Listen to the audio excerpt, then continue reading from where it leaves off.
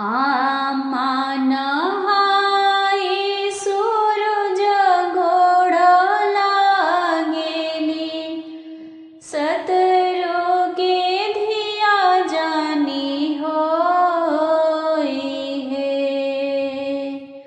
बेटी के जन्म में बड़ा दुख भोला हो, मोरी बेटी जइहे दूर देश है।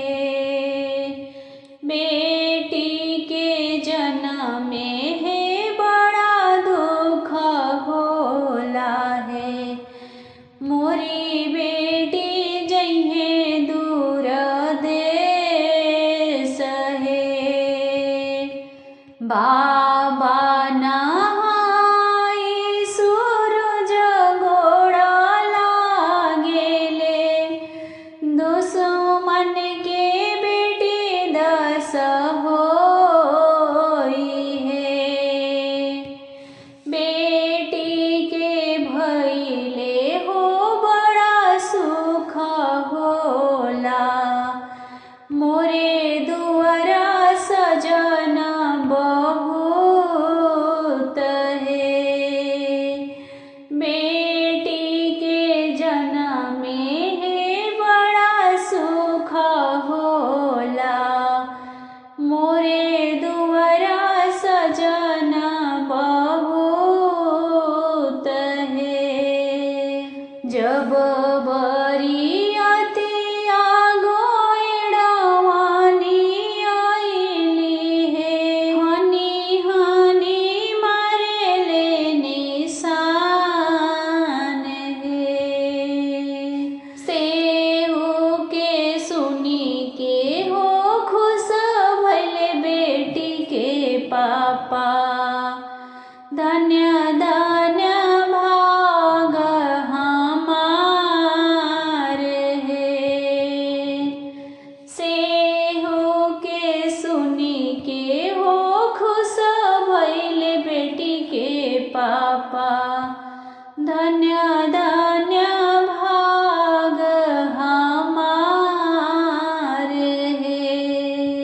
जब बरियतिया दुआरवा पे आइली है, हथिया छोड़ले चिहिकार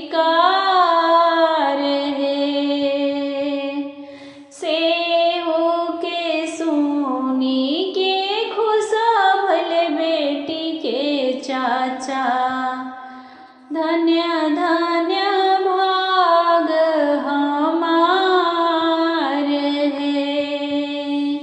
सेहू के सुनी के हो खुश भइले बेटी के चाचा, धन्य धन्य भाग हमार है।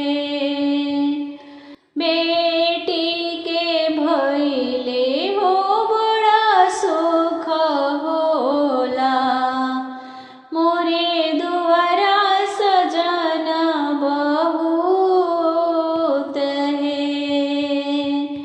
बेटी के भइले हो बड़ा सुख होला, मोरे दुआरा सजन बहुत है। जब बरियतिया हो मड़वा में आइले, भइले दहेजवा के बेरी है। जब बरियतिया हो मड़वा में आइले, भइले दहेजवा के बेरी है।